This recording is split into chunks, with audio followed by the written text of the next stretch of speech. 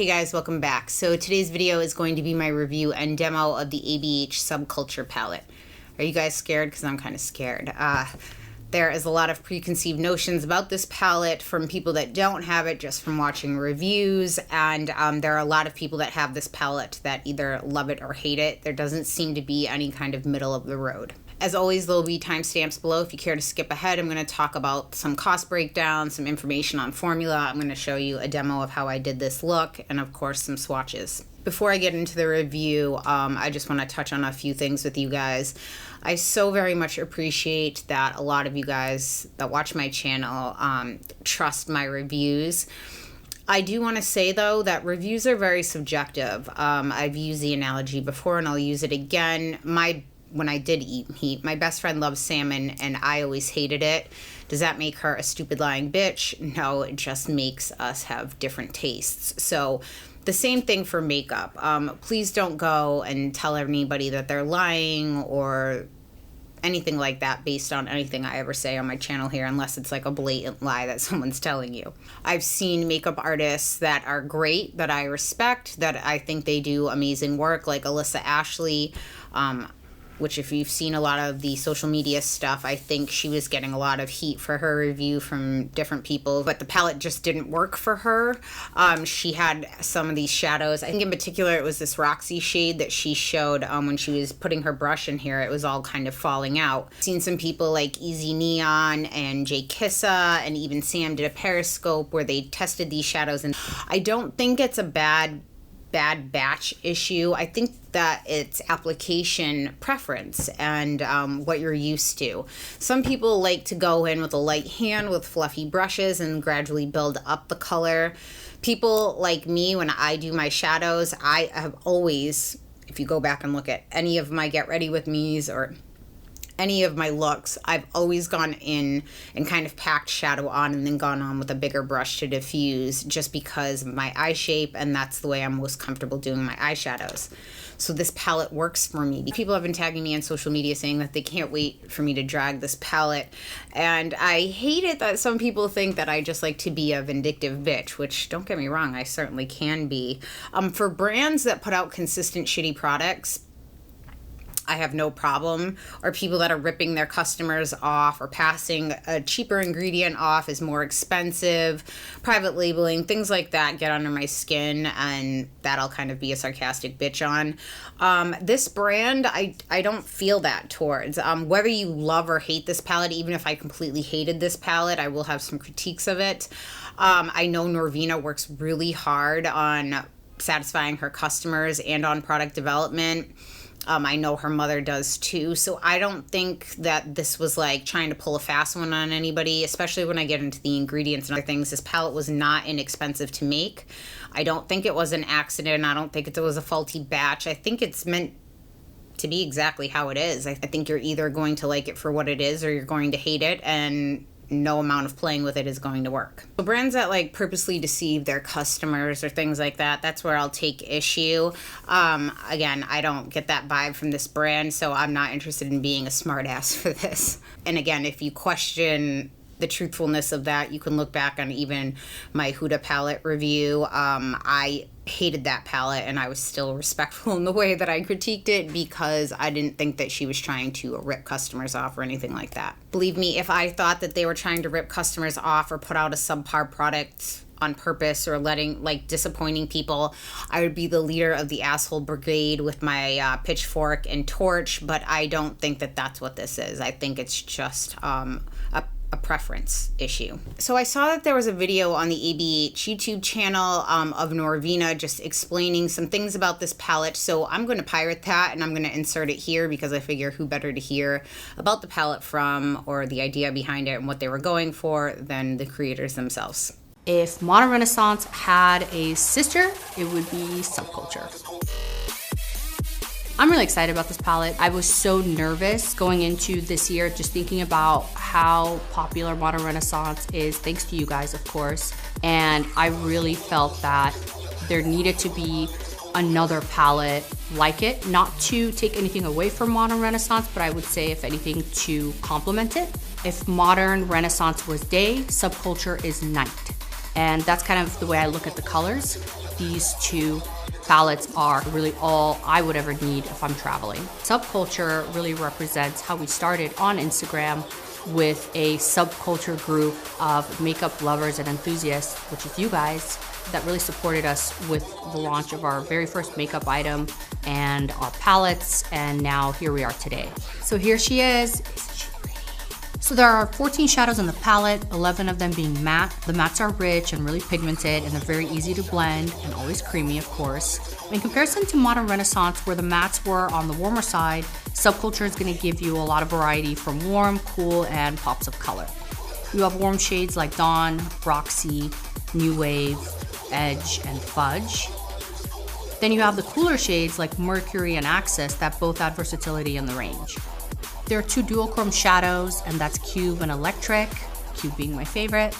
Cube looks white in the pan, but it gives off a really intense pink lilac reflect, and the formula is really soft.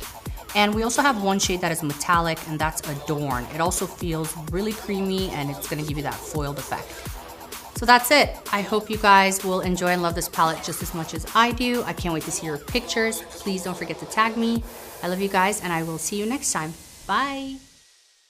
So this palette was first released on the ABH website in the US and the UK, and this did sell out in the US. I'm not sure if it sold out on the UK site as well. I don't even know if it's different or just different shipping departments, but this was sold out on the ABH site. I like it that they never give an exact time that it's launching, just a date, so that way their servers don't crash. I appreciate that. I do think there was some lag on picking this up initially for some people. So this launched online today at Sephora, Ulta, Beautylish, Dillard's, and Macy's, and this will be in store on the 15th for all of those places except for Beautylish because they don't have a store. The cost for this is $42. This is the outer packaging it comes in, which is that same kind of like velour velvet material that the Modern Renaissance was made of, which isn't my favorite, but at least this one is darker, so you won't be able to see as much grime on it as you could with the light pink, although these colors are darker.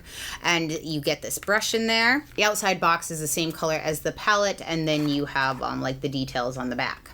I've seen some misinformation going around. Some people are saying that this palette was mass produced in China, and they're kind of pulling like what happened with that whole Becca eyeshadow palette. If you read the back of the box, it actually says that these eyeshadows are made in the USA, and this brush is made in the People's Republic of China. This is a synthetic brush. This is made in the US. Each shadow is 0.7 grams for a total of 9.8 grams in this palette, which is the same as the Modern Renaissance. There is a 6-month shelf life on this palette, which does seem really low. Again though, same as the Modern Renaissance, and I've had that palette for well over a year with no issue. What I believe it to be is that the shadows do contain some glycerin and things that are humectants that can pull moisture from the air and into the product. So it does have the possibility of getting kind of like glycerin sweat or dew if it was at a high concentration. It has a potential to have issues if you're storing it. You should never store your makeup in like a damp or moist bathroom. You should try to keep it in a dry, dark area. I have never had a problem with that, but just to let you guys know. I did receive this in PR from the company, but I will show you later. I did purchase one after I've had this for some time with my own money, knowing what I know now, so I obviously have spent my own money on it as well. The palette I did order, I ordered directly off the ABH website on 6/26. On 6/28, I got a shipping notification, and that palette is set to be delivered on 8/3. It's coming FedEx, and they were shipping out of Mississippi. In this palette, you get one metallic, which is Adorn.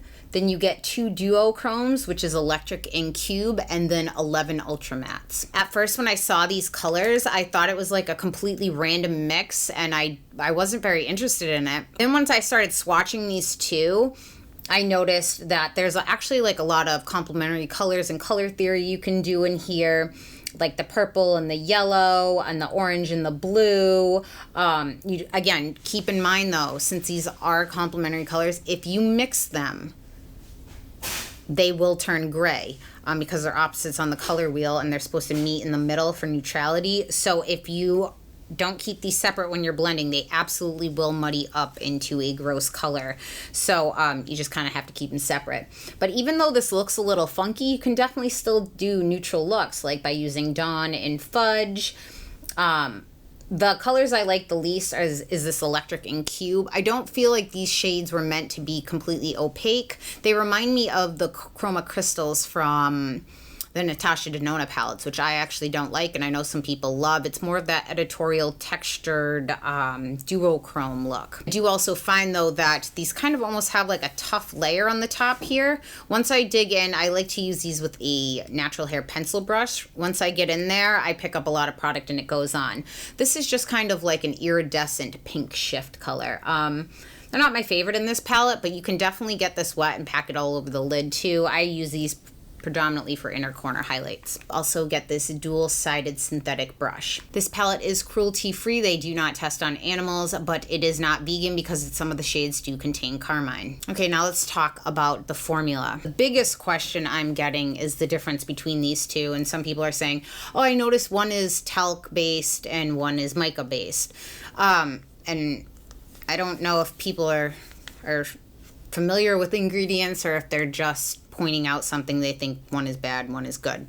Okay, so mica can be matte. They're both mineral rocks, basically, that are ground up into powder. They're around the same cost, so it's not like one was cutting a corner to do something different. Mica can have reflective properties in it, where talc traditionally doesn't, so unless there are pigments added. So if you're going for an ultra matte palette, you would likely want the base of your product to be talc. There is mica in here, though, too. It says may contain, so we're not quite sure where in the formula that falls, but again, it could be the same, just different labeling for a different factory, if it is a different factory. What I noticed going through the ingredients, though, is that this palette contains less binders than this palette does. This one seems to contain a lot more pigments than this one does. And if you're familiar, this one has a lot of kick up too, which I don't mind because it helps blend. But I will say this palette has equal kick up. If I dig my brush in it, and I hold it up, I get a lot more fallout than I get with this, but these are very, very pigmented. I find them more pigmented than this. Talc isn't a bad thing. I've talked about that. I'll link some articles below where you can read pros and cons. My favorite matte eyeshadows on the face of the planet is Viseart, and their main ingredient is mineral talc in those as well. This palette could not have been inexpensive for them to make, and it's falling in at the same price as the Modern Renaissance because pigments are very expensive. That's typically a lot of times the bulk of a formula, and this has crazy pigment in there. It's almost like a pigment palette. Like this reminds me of my Viseart, my editorials, that's almost pure pressed pigment. They don't glide as much as products that have extra filler and things. So what you sacrifice when you put more fillers and binding agents is it may glide a lot easier, but it shears out the pigments. So this has less of that, so it goes on really intense. But if I could ask some people, and maybe you'll know, but if you can find me shades that are this, that are extremely pigmented, I would love to know, because this is an odd palette. Some of these colors, like this olive green color and this orange, and again, some of these blues, to make these shades not be patchy and to make them show up on very fair to deep skin, you have to pack them with pigment. But again, it's not going to make it glide as much. So keep that in mind, and like even this mustard color. All of these shades are unique in this palette with the exception of Fudge, which has been in a few palettes. It's also available in an individual. The color and formula to this is very different. This is darker, this is a little lighter. The formula is different as well. I don't mind that, but they are different. That doesn't have as much fallout as this, and that one does have more like it does have more binding agents and things that make it spread a little easier, but this one is more pigmented. A lot of people may ask, why would you change the formula?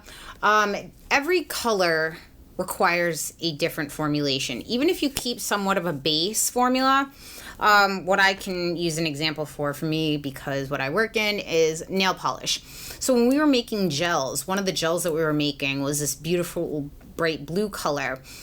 And it was hardening. The gel was hardening in the bottle before we could even lift the brush out. We were trying to figure out what was going on. And it's because every color molecule is a different size. It changes viscosity and a million other things. So you can't just say all of these shades, let's put that in this formula. Again, because I think with these particular shades, if you put it in the same formula, it's going to sheer out a lot more. So I think they just tried to adapt a formula to fit these shades that they had in mind. The first time I did a look with this palette, I went in with this Axis color, and I kind of like dipped right in and put it all over my eye, and I got a ton of fallout. It was hard to blend because I wasn't going in with a necessarily light hand. You can see my palette. I've used this every single shade multiple times. I did get kick up in some of them. I find if you just lay your palette down and just touch your brush in, which you'll see in the demo I did, it's good. If you like to like pounce your brush a couple times in, which a lot of eyeshadows we're used to doing that. We pick up our brush and we're like ding, ding, ding, ding. It's going to cause issue for you. So again, it's going to be personal preference and application preference. A couple things I wanted to address because I already filmed this video several days ago and I was just going through and editing it, and some new things have come up. I'm getting some questions about if these shadows oxidize for me, and I didn't address it in the video because they don't. You can see on my application that the color is the same as when it went on, and I have used every single color in the palette numerous times. I do always use Urban Decay Primer Potion, and I even tried it with a MAC paint pot in Painterly, and I did not have any issues. I would think that maybe if you're using a very hydrating base that's kind of wet, maybe there's a potential for that. I'm not going to discount anything that anybody has gone through. If you told me that your eyeshadows oxidize, I believe you. So just be made aware that some people are experiencing that. I personally have not. I also have seen the brand commenting on social media that if you did purchase a palette and you're not happy with it, they will take it back. Real quick on the screen here, guys, I'm going to show you some cost breakdown. This is the same exact price as the Modern Renaissance. Okay, now let's get into the demo so you can see how I applied these. If you're not interested in the demo, I'll put the time in the screen where you can just jump ahead to the next part. Okay, I've had this eye on for several hours now, as well as my face makeup. I'm having to refilm this because for some reason I had my autofocus clicked off, so the whole video was out of focus. So I just removed this eye and I'm gonna redo it. First, I'm going to prime my eye with, like I always do, with my Urban Decay Primer Potion. My eye is completely blank besides this primer I'm putting on now. I do have my whole face makeup done, except for my eye. My eye, this one was watering. I got some eyelash glue in it earlier and it's just really bothering me. So the key for me with these shadows is to not go in super heavy, and I shouldn't even say heavy. Just like most of the time with most eyeshadows, we'd go in and kind of maybe hit it a couple times. These shadows are so pigmented and soft that literally if you do that, they will crumble right out of the pan. So your options are to have a shadow that's pressed really hard that you literally have to swirl and try to dig the shadows up, or something that's really soft. I do think that they could probably find more of a happy medium in between, but they might not show up as pigmented. So it's give and take there. So I'm going to take a fluffy synthetic brush right here, and I'm going to take New Wave. And I'm just gonna touch my brush in, okay? See, just touch. I'm not gonna swirl. And you see, there's a little tiny kick up there, but nothing insane. Now, the other part to this is a lot of times people will push really hard against their eyelid with their brushes. We don't wanna do that in this. Literally just let the bristles make contact with your skin, which is kind of nice because you don't have to worry about like pulling on your eyelid, especially like for me. My blending game in general could use some help. But I start to feel like my eyelids feel raw. I'm like, I don't want to blend anymore.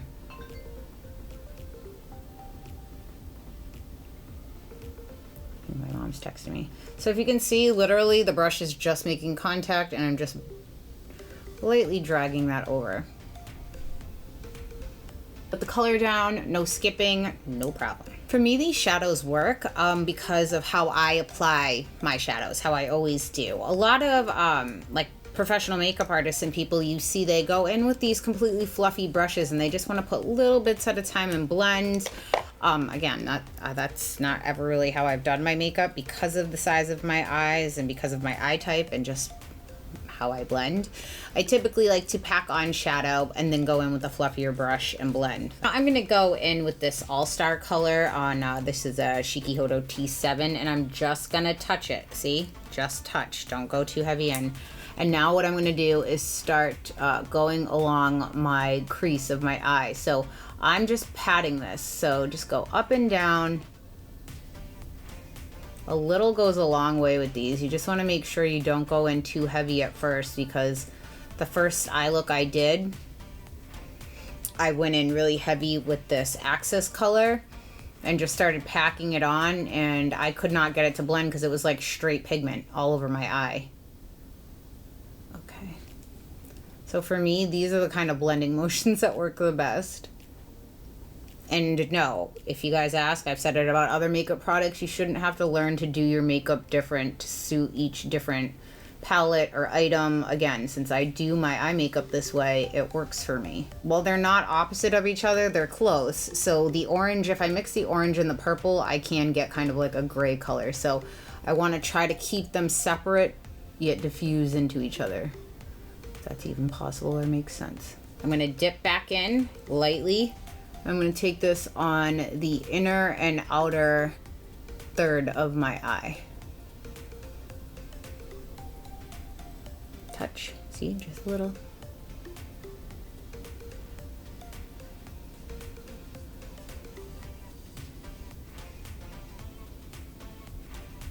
I'm going to pick up this Esam S31 brush and some more of this All-Star. Just again, tap it in there.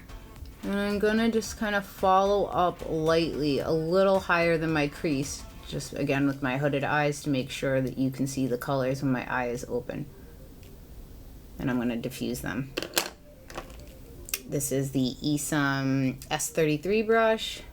I like these brushes. They're affordable and nice, soft brushes. I wanna sit down, with Alphonse from Muse so he can talk about these brushes more for anybody that's interested. I'm going to go in with a larger fluffy brush like I always do and just make sure that line is blended. As I've been watching me, you know I always use a glitter glue for shimmery shades because I have hooded eyes, and if I don't, they transfer. So I'm going to put a little Too Faced glitter glue on the back of my hand. I'm going to pick that up just with a flat synthetic shader brush and pack that on the middle of my eye there. Now I'm gonna pick up this Adorn, which is technically the only metallic in the palette. Electric and Cube are duochrome. I'm just gonna pat that over this.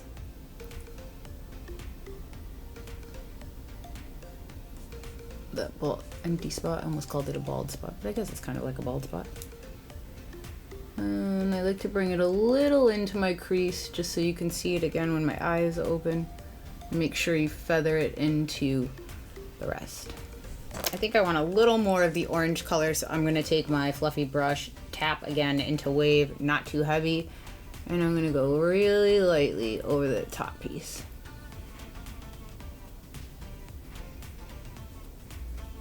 Since I was blending a little bit, I'm gonna pick up that All-Star color again.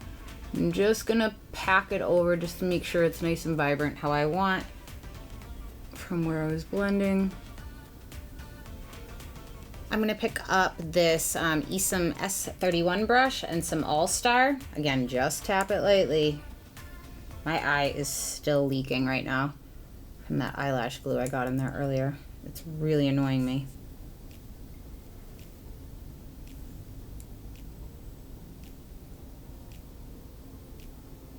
Take that bigger Esam brush and just go back and forth and kind of smoke that out. I'm gonna go in with my MAC 242, pick up a little of that Adorn, and just put that right under. If you want to put some Fix Plus on it, it'll make it even more vibrant. But I'm good as it is. I'm gonna curl my lashes, gonna tight line. I'm going to take MAC's Current lip liner. You should not use lip liners in your waterline or on your eyes unless you're sure you're not sensitive to them because this contains carmine, which I am not. So Well, you'd never guess it since this eye is going crazy, but it was going crazy from the eyelash glue. The palette doesn't have, I wish it did, was kind of like a matte highlight color. So I'm gonna pick up this Blanc Type by MAC on my 252 brush and just highlight. Put some mascara on. Just took my jacket off because it was getting warm. Now all that's left to do is go in and highlight. So I'm gonna take this Makeup Forever. This is their Star Powder 940. I love these. This one in particular because it has like a peachy orange shift, and I'm just gonna highlight the inside there.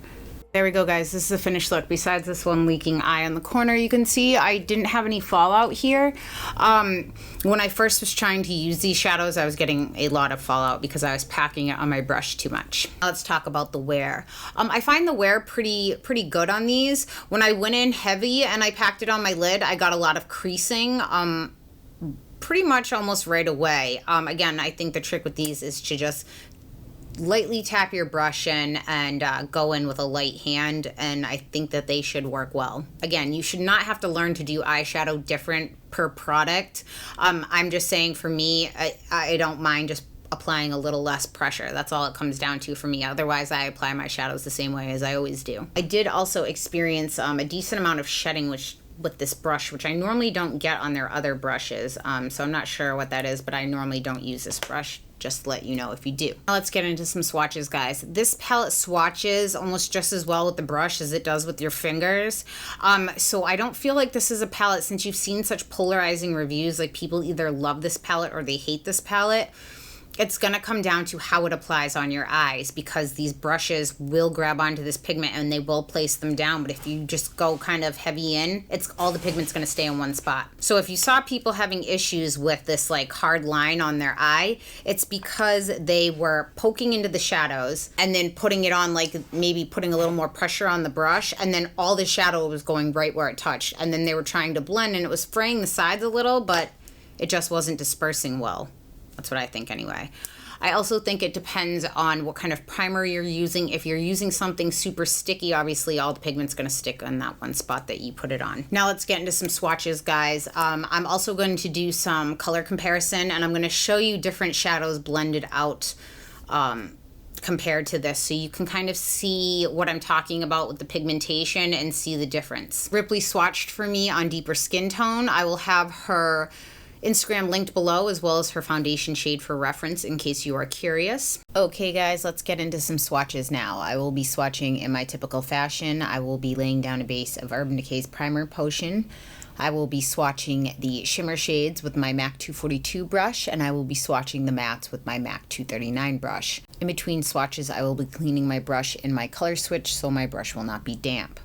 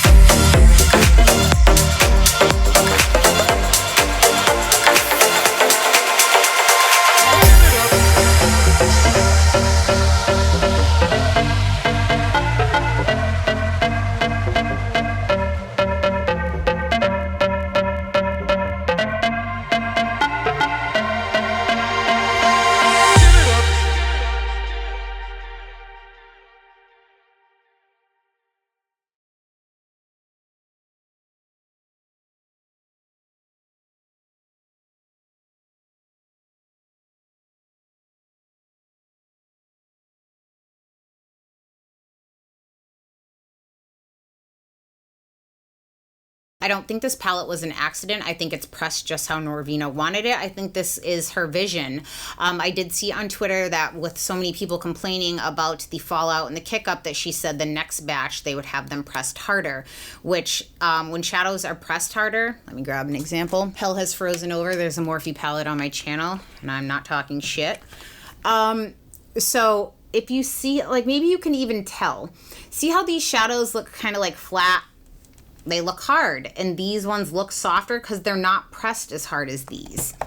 And there's also going to be a difference of when you swirl your brush around in these shadows. I mean, I'm digging in hard and there's a little kick up. If you did that on there, they would for sure crumble.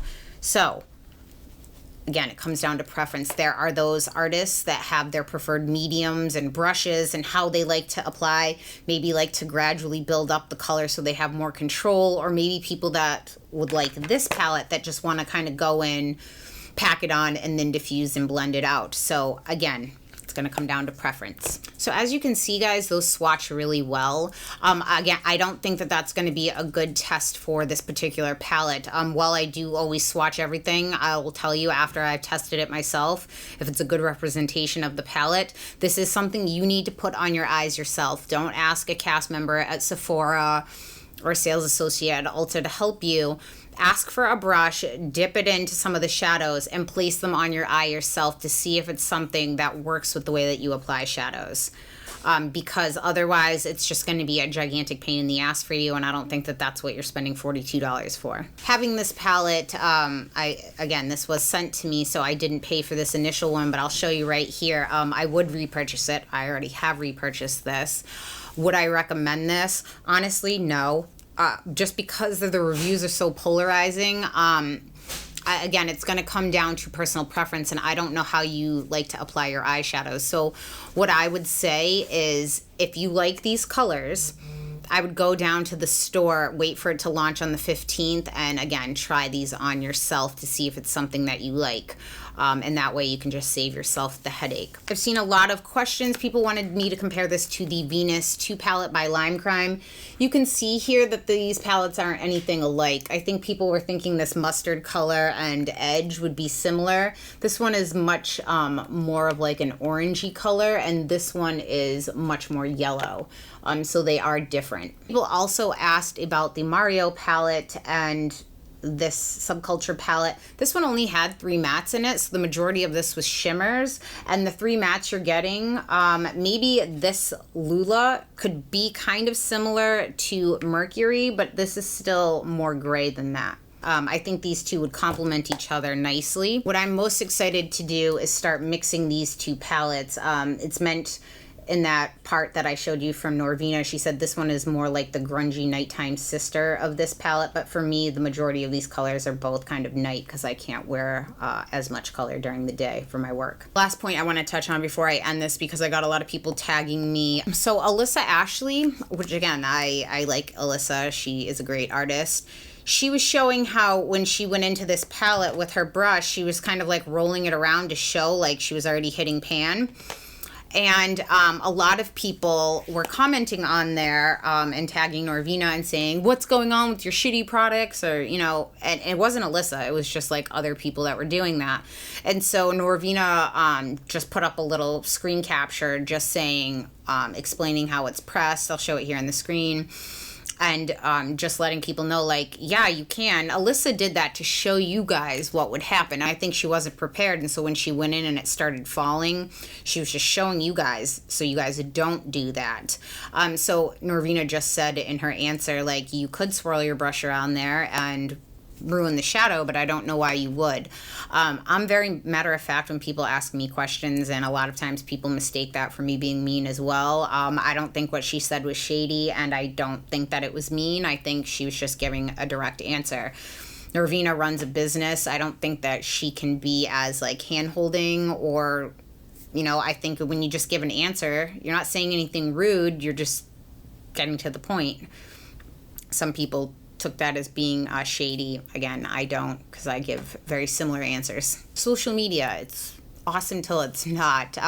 There can be kind of like a gang mentality, you know, when people don't like something, that before people even try something will jump and hate on it. And I won't lie, there are plenty of times I go into something with a preconceived notion. I'm going to link reviews below from people that did some wonderful looks with this palette, and I'm also going to link reviews below that hated this palette, so you guys can watch both sides and kind of figure out where you fall so you can make your mind up for yourself. I felt like in this review I had a lot of pressure on me, like everybody kind of like wants me to hate this palette, I think. I'm just not going to say I like something or dislike something just because, you know, what other people want. I'm just going to tell you what I like. I would never tell you guys that I like something in the hopes to try to like get on a PR list or stay on a PR list. I'm probably one of the only channels of my size that is only on a couple, which I'm very grateful to even be on those ones, because it isn't possible for me to buy every single new release and review it, even when I know I think it's gonna suck,